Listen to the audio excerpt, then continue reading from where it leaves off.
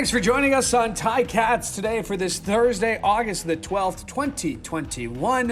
It's your digital host, Louie B, on the Ticats Audio Network. And Ticats last practice at Tim Hortons Field before they head off to Regina. They'll have a walkthrough in Saskatchewan ahead of Saturday's game. And of course, Saturday's game you'll be able to catch right here on the Ticats Audio Network. Myself and Andy Fantuz will have Tiger Cats pregame presented by Active Green and Ross starting at 9 o'clock. And then we'll hand it over to Mike Moriali and Bubba O'Neill, who will have the call of that game. We got a great show for you coming up. We're going to hear from Coach O like we do every day here on Ticats Day. We'll also talk a little about the receiving, more specifically Brandon Banks, because Speedy B is on the cusp of yet another milestone within the Ticats organization. We're going to get to that in just a second. So we'll talk to Speedy B. We'll talk to Jaelin Acklin, his teammate now heading into his second year. He had a great game. See how he wants to top it in week 2. So we'll talk to Jaelin Acklin. And because it's a receiver-themed show, we're going to wrap it up by talking to our friend Luke Tasker, former Ticat himself, and now in the booth for the Ticats Audio Network and launching a brand new podcast.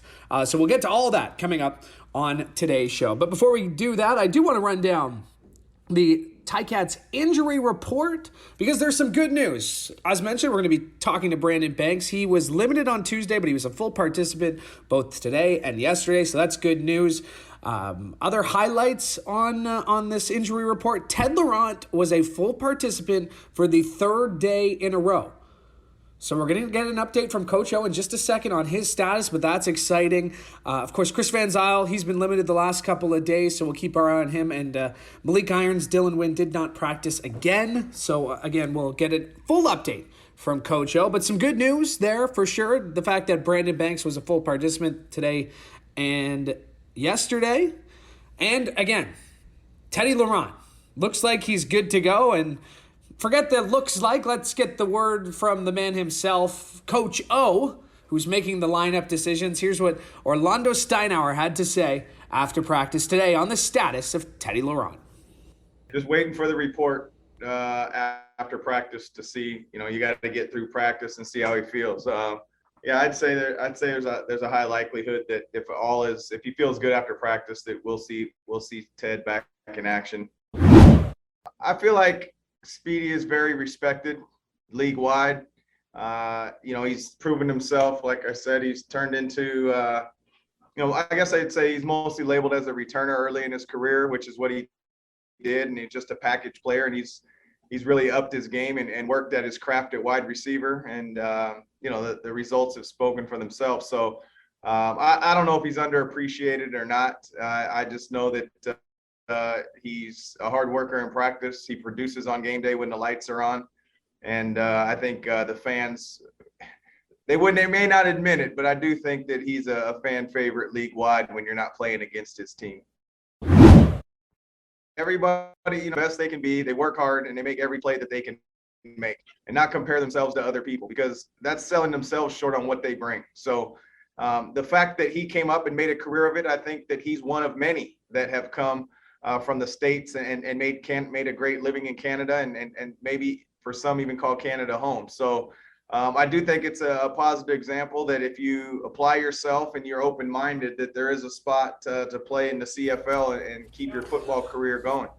Coach Orlondo Steinauer, as he spoke after practice today, and I asked him about Speedy B because I mentioned this off the top that he's on the verge of another milestone within the Ticats organization. And let's just run down a couple that he already has. Of course, he's the all-time leader in kickoff return yards. He's the all-time leader in punt return yards. His 60 total touchdowns is second all-time in Ticats history. There's no reason to think that he won't be top 5 in receiving yards. As of right now, he is 13 yards shy of 9th all-time. And I had to wonder and I had to ask, with all his accomplishments, the 2019 MOP, does he ever stop and really think about his impact in his career here in Hamilton? Sometimes I do. Right now, I'm just really focused on trying to get a win, each day getting better, and learning the guys that's around here and just trying to get this 2021 season different. Obviously, I do. sit back and reflect sometimes. But right now, I'm just mainly focused on winning a ball game on Saturday.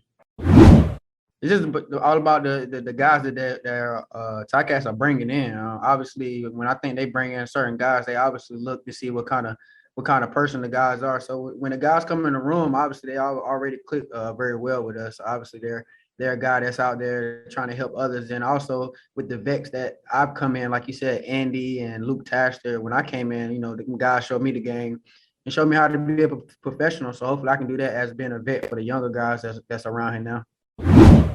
Right, that's in the rearview. There's no such thing as pressure in my world.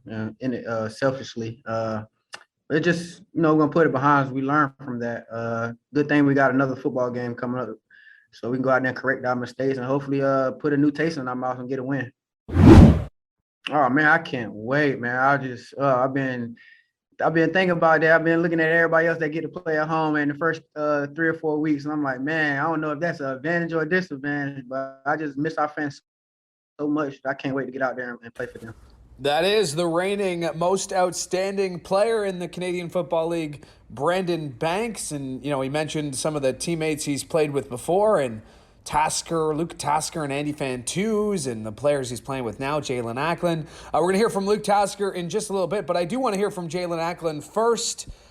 He spoke after practice, and I asked him about the impact that Speedy has had on his career so far. I wish he could teach me how to be faster, but yeah, I've learned a lot from Speedy. Off the field, he's just as good a guy as he is on the field. He helps me out if I ever have questions out in practice. And even with like finances and like little stuff like that, he'll help you out because he knows a lot about that. He's actually a pretty good businessman. But yeah, it's awesome to have a player like Speedy around, and he's just a one of a kind guy and player. Yeah, he sets the standard for how you got to practice and play, and so I always try to beat him, but it's pretty hard because he makes so many big plays. But yeah, whenever you have a wide receiver like that, that's your leader, and on the core of your team, it just elevates everybody. So yeah, it's fun to play with, and he makes me better every day. We just got to execute. I think the plays were there. We just weren't executing.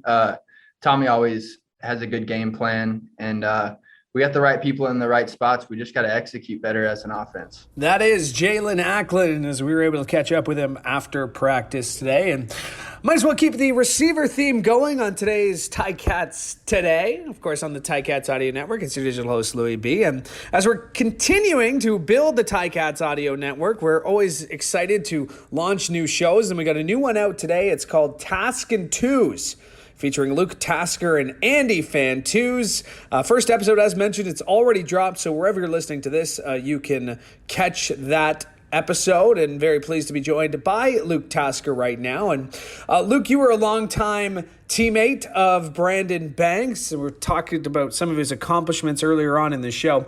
Do you think he is underrated in what he has done here in Hamilton? History right now. That's because we're just still living the Speedy B era right now. I think there's just no doubt that he's one of the all-time Ticats. Speedy and I came in the exact same week of 2013, actually. McMaster, Guelph, all of that.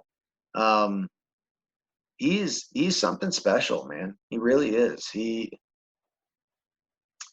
It's so interesting to me the trajectory that his career took here, because for so long, he came up here as a pure return man, and now he's not even doing that anymore. Usually, it's not unusual for somebody to then develop into being the CFL, star child receiver late in their career, and that's what happened to him. He's something else.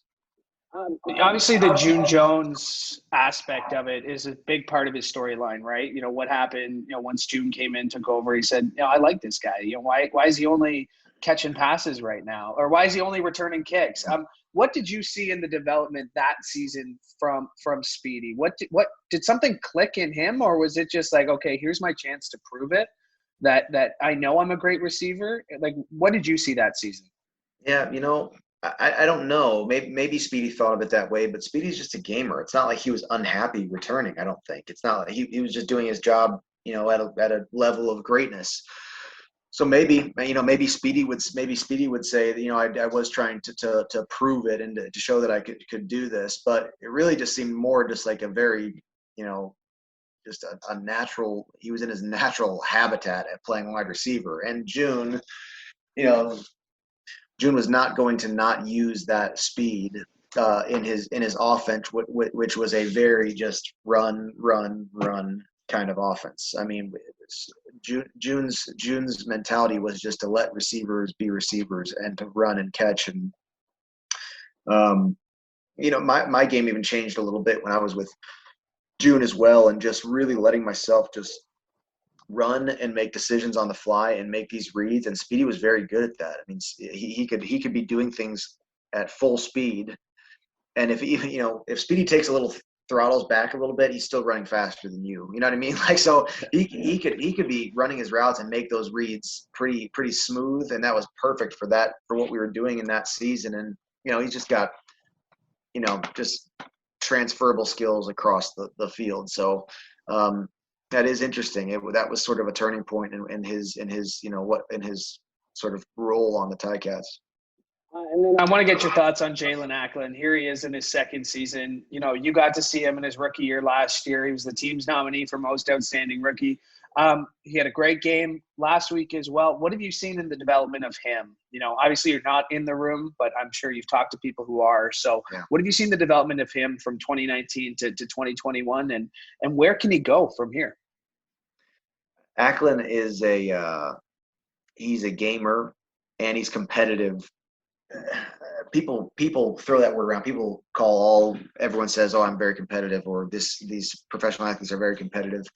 Acklin is such, like, he has a bit of a chip on his shoulder about his pathway here, and it does show. That guy, when he starts catching passes, Acklin starts getting a little bit of an energy about him, a little attitude, and he's and he is truly competitive in the way that he wants to be the guy to make the play that wins the game. That was a great touchdown that he had. I was very, very happy for him that he was able to do that. And he in 2019, he wasn't going to be told no. He battled his way onto the roster at the beginning of the year and found himself continuously getting put in different places to make plays as the year went on. And I do think that we're going to see his role increase. He's one of those guys. It's almost like you get a sense he's not going to let it be otherwise. I think we're going to see him be an important part of the team this year. Luke Tasker, thanks for doing this. Appreciate it. And my thanks to you for listening. Don't go anywhere, because you can listen to Taskin' Twos wherever you found this podcast. Yes, episode 1 has dropped. I want to thank you for listening, and I hope you tune into that podcast. It is a good one, and you can catch that every week. For the Ticats Audio Network, I'm Louie B, hoping you have a great day.